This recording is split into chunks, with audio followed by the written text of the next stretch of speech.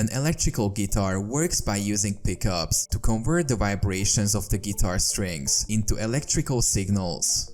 These signals are then sent to an amplifier, which amplifies the signal and sends it to a speaker, producing sound. The pickups, which are typically made of magnets wrapped in copper wire, are placed under the strings of the guitar. When the strings vibrate, they disturb the magnetic field around the pickups, which induces an electrical current in the copper wire.